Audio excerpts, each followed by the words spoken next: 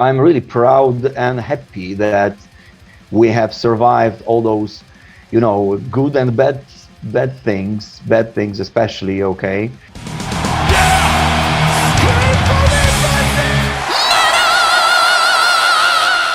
Hey everyone, welcome to the channel. I'm Belgian Jasper. If this is your first time on the channel, hit subscribe right now. The Polish blackened death metal masters Hate are back with their ferocious new album Rugia. So I sat down with Adam the First Sinner to learn all about it.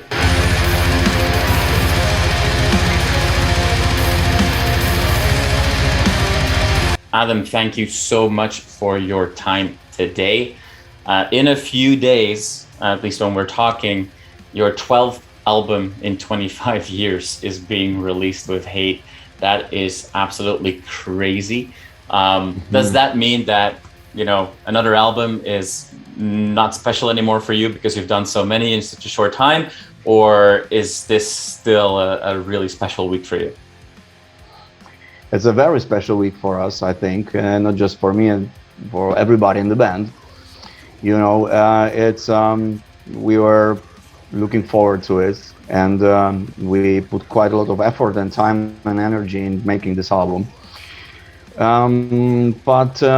We use this pandemic for the good, because right after the tour with Suffocation and Belfagor, when it became clear that no tour or festival would happen in the foreseeable future, okay, so then we decided to make the best use of the time given by the situation, and we started working on a new material. And after, I think, 8 months, we were ready with the new compositions, and then we got the green light from the label and started recording. So it was pretty quick, yet very comfortable, because there was no time pressure, Right. no real breaks in the process. So it was very good.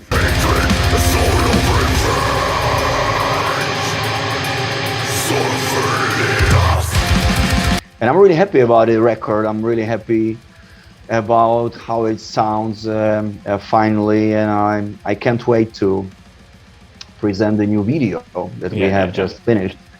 Now I think in just a few days, I believe on Friday it should be shown for the first time, because we just finished editing it yesterday. It's very fresh. Yeah. Yeah, you're talking about Exiles of Pantheon, right? Yeah. It's probably our most I don't know which word I should use. Ferocious video, aggressive video, up to date,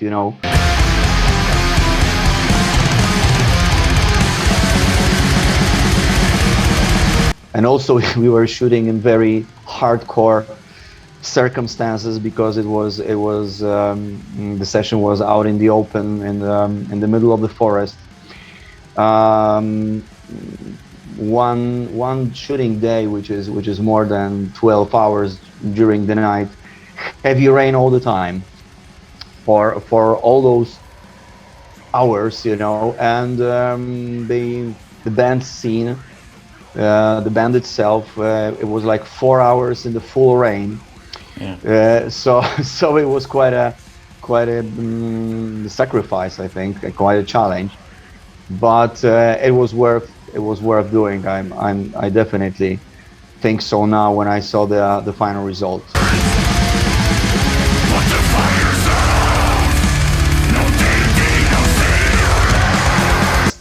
There's so much that you talked about already that I want to dive a little deeper into, and I want to start with one of the first things that you said, when you said not just me but the whole band, us, we, our. Let's be honest, Hate has been a bit of a revolving door over the years when it comes to band members coming and going. Yet you, as the leader of the band, whether or not you like that word, but the constant member of the band, with relatively new people in the band today, you always talk as the band and the importance of new members and their input. That is really important, clearly, for you. Oh yes, and I very often stress that that what we do is a collective effort, okay? Because the procedure is very, I would say it's similar on every album, which is me coming up with the main ideas, okay, and then the main, you know, arrangements as well, and then we work on it, going into detail, and on different stages other guys join in the process, okay, and they put in some ideas, and then it's very important for me to make everybody in the band involved in it, so that they could, you know, see themselves in the material as well, you know, and identify with what we do, and also leave some important trace, you know, in the music. And elsewhere on the stage as well, in the videos, you know, because it is also it's not just the music. It's I think some of the music that we do calls for visualization, so that's why we do, you know, we make the videos, and also we attach great importance to the stage designs, you know, scenography and this kind of thing.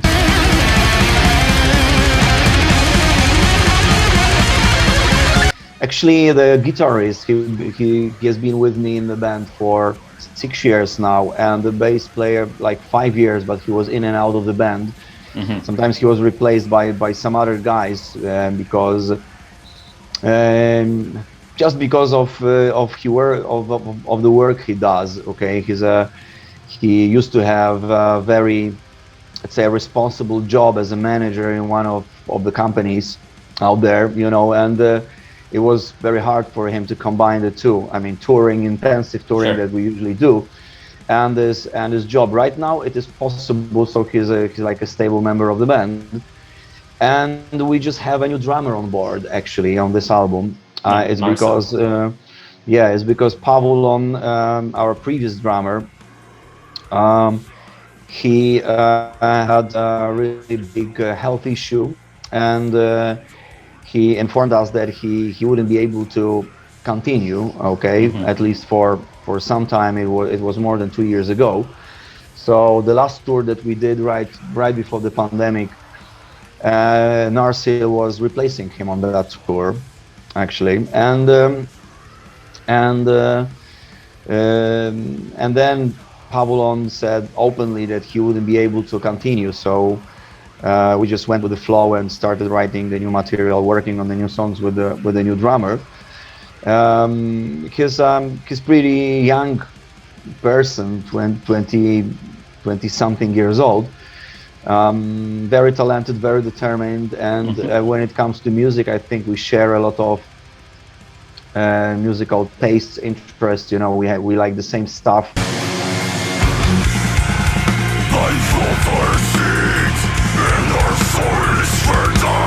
Talking about Pavlon, I've been in touch with him. He's recovering, which is fantastic. I really keep my fingers crossed here. He even started playing some shows with another Polish band, Anti-Gamma, which is alternative grindcore death metal, I think, and it is less demanding. Technically speaking, it's a less demanding material than the material that we usually play on live shows. So he is slowly getting better, you know, and slowly coming back to his normal shape. I hope so.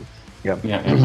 And with that change in people, there's also that change, to your point, in the music.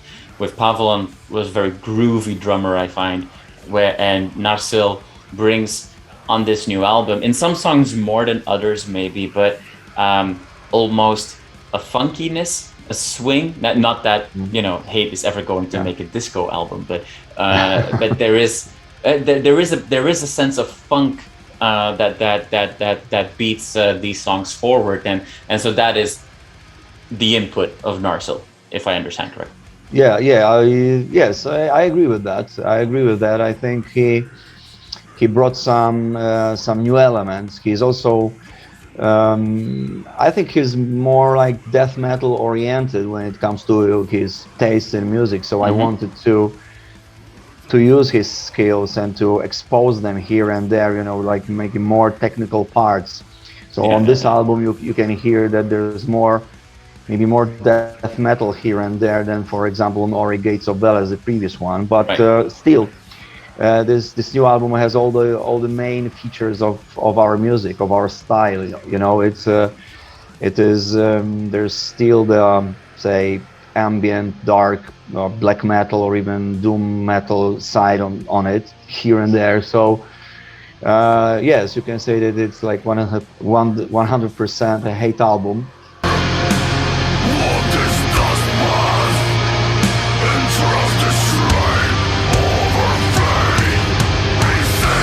Just like the previous album and other albums, you focus on a number of Slavic pagan deities. Obviously, the concept of Veles, if I pronounce that correct, plays a crucial role.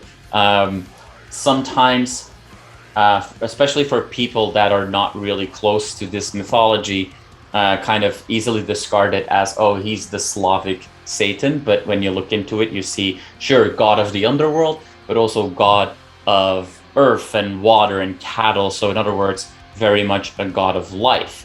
Is Veles a very misunderstood character? And what is his significance to the band? Well, as you said, Veles is a very complex figure. Mythologically, is some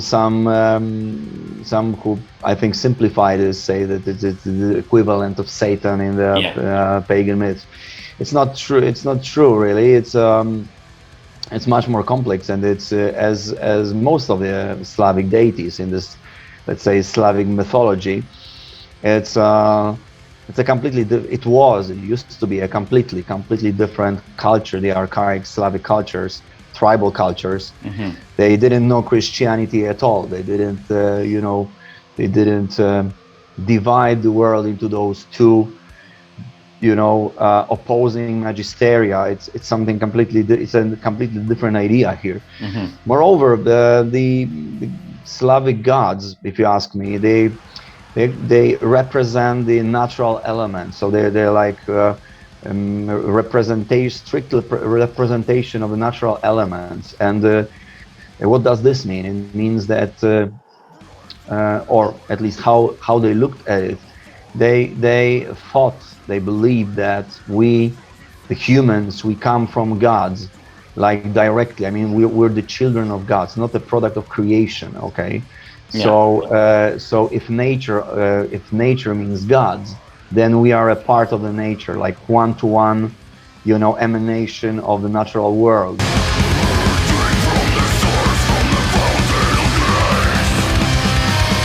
That's where the respect and even worship of the nature comes from. Okay, right. So they really worship the nature. They really worship those natural elements, good and bad. Okay, and they're all in ourselves. So they also build us in a way, So that's how they perceive this. So it was much more, I would say, much more complex and elaborate a way of thinking about the existence and about the world around. And then that's why I find it so inspiring. Okay, because it's a completely different optics. It's a completely different idea. And I think we people living now, contemporary people, we can really learn a lesson or two from those archaic Slavic cultures, and this album Rugia is like a tribute to those cultures, especially to this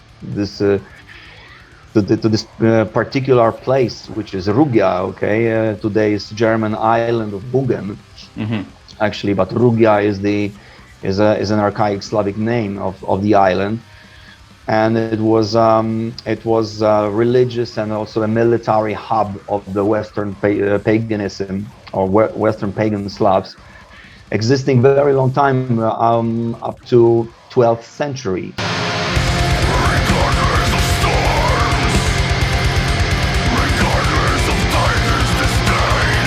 This is something that has always been important to hate. There is always also that anti-Christian, although that paganism and anti-Christianism is not necessarily the same thing, but that's an element that is part of the mythos of hate as well.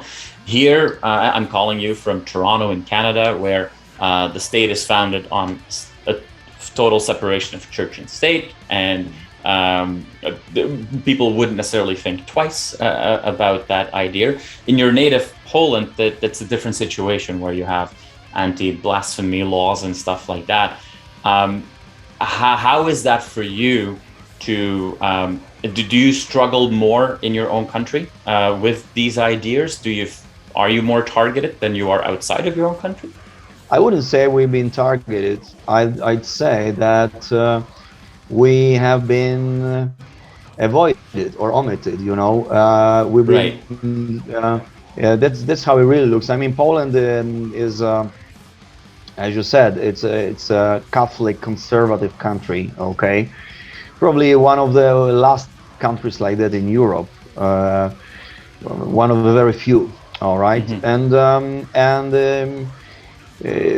about the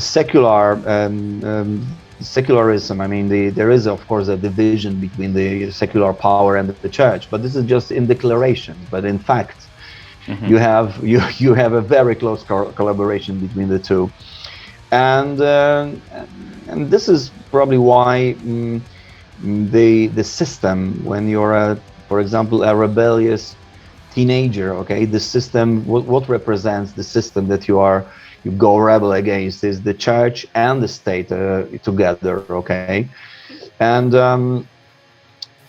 this is something important for the Polish metal scene, I think, in general, not just for us, but you can observe it in other bands as well. This is a strong anti-Christian and pagan as well attitude. And when it comes to paganism, I think it's, for me myself, it's like discovering my own deeper, more profound identity, because I think that I'm a Slav myself, so it's I believe it's a part of my genetic makeup, and it's kind of important for me to really dig up more, and find out more about the roots of these of this nation I come from.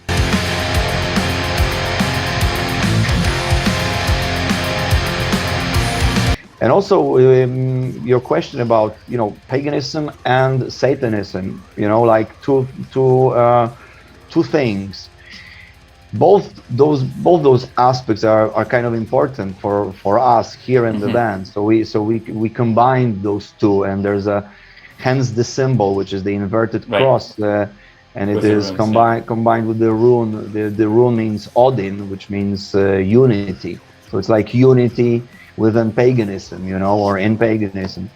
Yeah, that's a symbol which is on the album, and it will be exposed on the merch and elsewhere.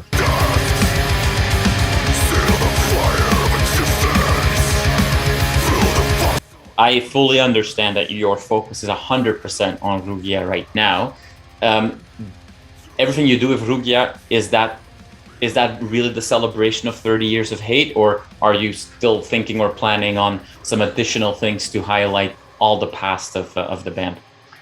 Actually, we're thinking about some special release, okay, which should be, I think, ideally it should be a DVD. It should be a concert with covering the material from the last albums, but of course something from the very beginnings, our very beginnings, and then from the albums in the beginning of the 90s as well, or mid 90s, and so something like that, some release like that would be a great trophy for the fans, and a very good summary for us as well, because we would have all of it symbolically on one show, okay? So this is something I would really love to do, and we were talking about this, and this it won't happen this year for sure, of course, but next year is quite it's quite possible that we will focus on on, you know, making a release like that. It will be fantastic.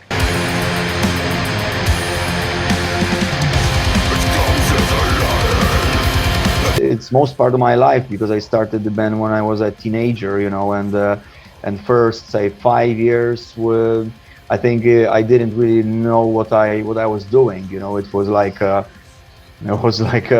just a sheer passion and rebellion back then. But right now, I think I'm really proud and happy that we have survived all those, you know, good and bad things especially, okay.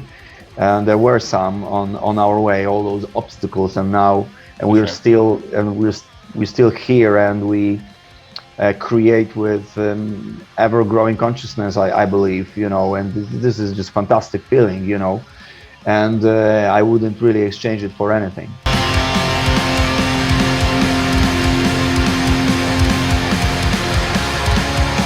While we wait for those amazing 30-year anniversary live shows and then a live release, the fans can get their hands on Rugia, which is a phenomenal album with, you know, probably, in my humble opinion, but nostalgia is always difficult, maybe the strongest lineup also of the band. And it'll be really cool to see.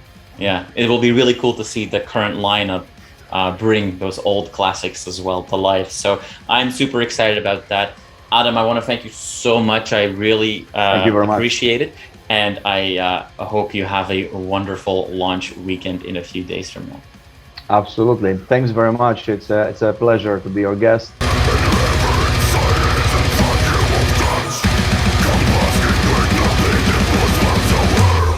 You are awesome for watching this video. Click right here to see more content like it and subscribe to the channel.